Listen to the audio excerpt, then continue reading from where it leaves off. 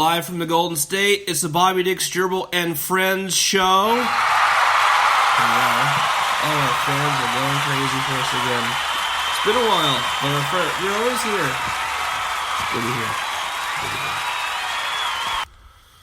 Welcome again, gang, to the Bobby Dicks Gerbal and Friends show. I am your illustrious host, Bobby Dicks. I might know, Bobby. Live from the Golden State. This new studio. It's the Bobby Dicks Gerbal and Friends show once again. Wow, a proper introduction. Thank you so much. Well, gang, thank you again for coming back to the Bobby Dicks Gerbal and Friends show. I'm your host, Bobby Dicks. Back from the holidays. And still smoking. Yes. And to my left, a man who is, well, he's been the Morse code operator and the down periscope operator for the USS McHale. The one, the only, Tails. Hey, what's going on? I'm doing very well. Thank you very much. You know, I'm finally done with this holiday stuff. Yeah. The wife's got me doing some crazy shit. Oh, man, I know. Well, you pulled into port and you got roped into a bunch of stuff. Yeah. So I'm trying to get you back out to sea as soon as we can. To his left and to my right, a man who has been all over the world, just like Santa Claus, the past few days. And he's never once player hated.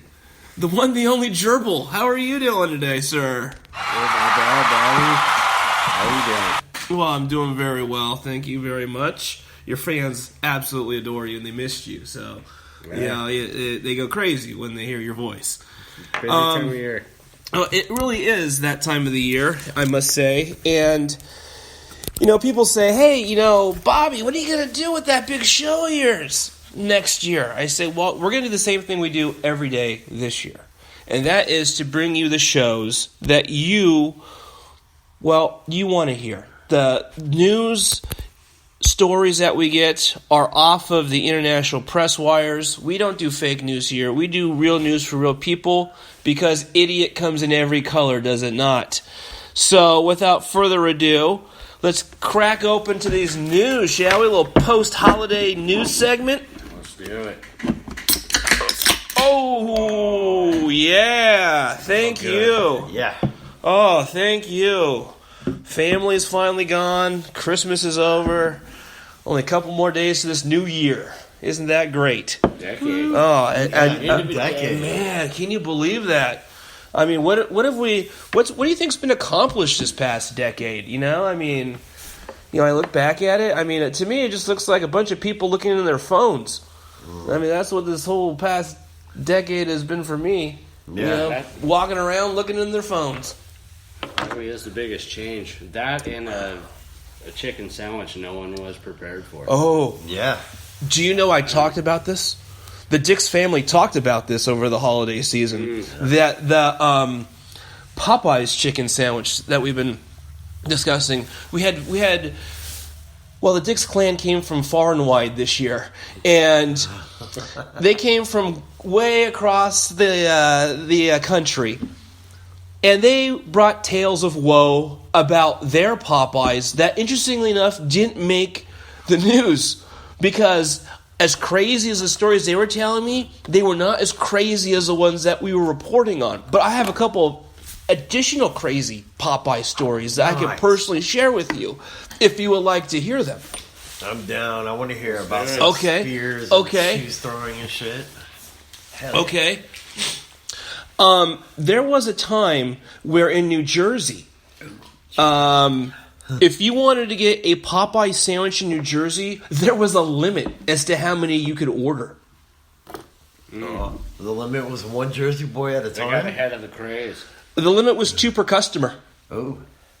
So, you know, it really kind of... They got ahead of it. Yeah. Yeah. Good thinking. Yeah. So... everybody in Jersey would like to say, fuck you for thinking. Yeah, exactly. We just want some fucking shit. Yeah, exactly. Yeah, exactly. So actually what they found out is that the two Utes wanted 4 of them. Is I believe I believe is exactly how that worked out. But my Jersey math isn't that good. Just you know, I don't. Yeah, 4 years? Yeah. So, anyways, but I tell you whose math is very good, and we're gonna do a quick round robin today. We're gonna do a round robin of some stories where I read off maybe some key words off the headline, and we'll do a round robin as to what you think it could be. Okay? How about this? A Maryland woman was in a store on Christmas when this happened to her. That's the first story. Second story. A university student creates a quote-unquote unusual masterpiece and displays it to the public. What is that? Number 3, a Guinness World Record has been achieved yet again.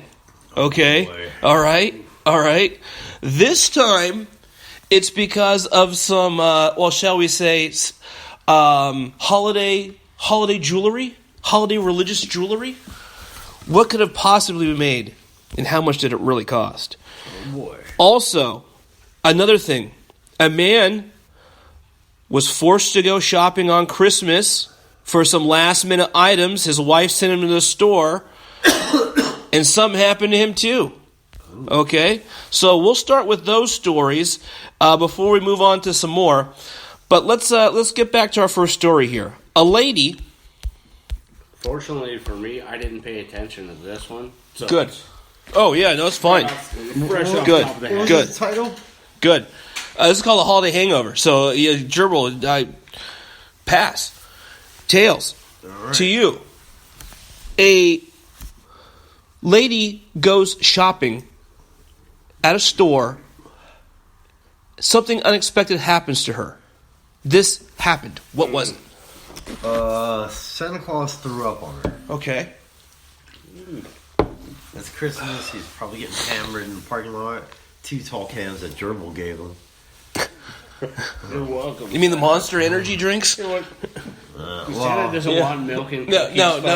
That's why Gerbal gave it to him. Yeah, because no. I got a monster. Yeah. But Gerbal's got the beer, Yeah. so it's got to be him. Well, straight up, that was a couple 40s of Old E.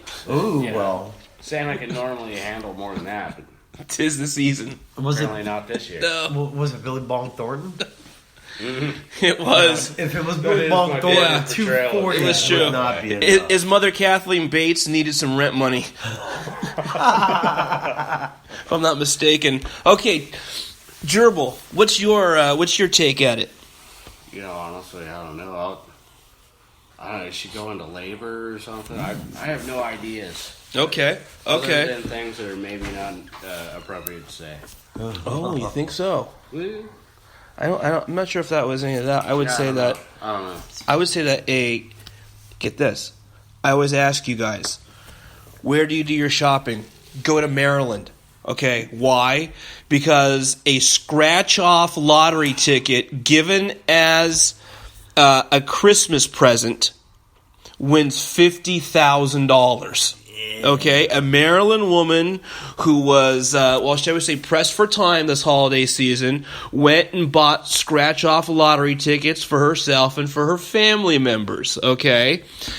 She gets there, hands them out, and guess what happens? She won a $50,000 ticket that was given to her husband. Oh. How about this? Yes. Convenient. Yes. Dale Stokes, 51, told the Maryland lottery officials, and again, guys, I can't stress this enough, let's start getting some Maryland lottery tickets, because this is like the 10th time I've heard that a Maryland lottery winner has made international news. I'd still probably rather not live there, though, Bobby. No, but we can get the tickets there. So that's legal. Yeah, fair enough. That's legal. Okay. She only buys lottery tickets around Christmas. And when she buys them, they're usually as gifts for friends and family. I like this lady already. Okay, I mean, why can't my family? You know what my family gives me? They give me grief. Okay, that's what I get as a scratch off ticket to me. But you remember that for so much longer. Yeah, Merry Christmas. Yeah, exactly. You're gonna hold on to that till next year. Yeah, Christmas come up and you'll remember the gift you were given. Right. See, but you got stuck with those assholes. Remember? So this lady's husband ended up getting the random super cash ticket. $50,000 scratch off turned out to be the $50,000 winner. Okay, when he scratched it and won, he said, "I knew, I thought it was a joke." He said, or I was reading the rules incorrectly. There was just a no way I had just won. Sure enough, Stokes won, and the jackpot is going to help the family recover from the holidays. Well, that's a good Merry Christmas. I figured it'd pay for his divorce. Right? 50,000, not 50 million. Well, yeah, true. I think that's the difference. True. How much of that money just by the way you read it, I'm thinking, what if one of the cousins or something had won that? She feels like the type of lady that would be, half of that's mine. I bought it. Right. Well, I mean, can't a family member get like 10%? She's going to kick down. Right. Or else I'll see you in court. Fuck. Right. she would. I mean, she's. You're in my house. Fuck off. You mean she might hound you for that tithe money? I'm thinking so. I mean, nothing of this suggests it, but I'm just feeling it.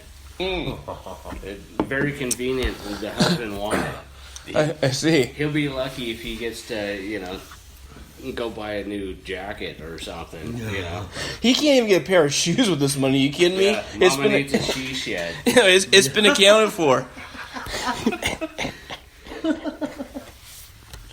Oh, man. What else do you think she's planned out for him to spend? She's going to get a new closet. Oh, yeah. That's true. Yeah, exactly. Mama needs some shoes. That's going to be redone. He can buy himself a new fishing rod he'll never use after that fucking she shed's done. Right. No, he's never going to use it anyways, poor bastard. Oh, man, that's terrible. Well, let's move to Croatia while we can and get far away from that story. Okay. A university student, made, he's made a contribution to society. Sweet. And he's actually put it on display for the public to come and see. What do you think this display is? Gerbal. It's purely a contribution to society. Are we talking like a art sort of thing or a functional piece? You gotta give me a little bit more of Sure, okay, fair enough. I have an image in my mind, but it is an installation exhibition piece chronicling well, maybe that's just too much. Let's just say this. It chronicles events that happen in life. I'm going to go with 2 oranges duct taped above a banana on a wall. You're going down. You're saying he made $75,000 worth of art by duct taping a banana. Okay, yeah, he did. That would be amazing. Right, and the art world, it's sacrilege, so it's going to get a little less value. Instead of the $495,000 he would have gotten just for the banana taped to the wall, he's probably going to get like $65,000 for the banana and the 2 oranges that are taped to the wall. I wouldn't take that. Who's gonna? Do you think someone's going to eat it? If there's food taped to walls in art galleries, clearly that's a signal for someone to eat it. Do you think someone's going to eat that? Croatia, I'm thinking not. All right, I'll give somebody I'll give somebody in Croatia my Icelandic white ale if they do that. If they eat the banana. Okay, very good. All right. Speaking of which, Tails, what do you think this Croatian university student created for the public to enjoy? Maybe an automatic beer machine for beer day or something. All right. Well, I gotta say, no one wins this one. Well, maybe, Tails. I think Tails just wins. Oh, shit. A Croatia university student says swapping stories with friends gave them an idea for the country's newest, hottest attraction, the Museum of Hangovers. Yeah. Reno Dubovic, Gerbal, he's your best friend, Yeah, I know that A guy. student in Zagreb, which is where you tunnel around all the time, said he was sharing stories of drunken mishaps with friends when he came up with the idea for chronicling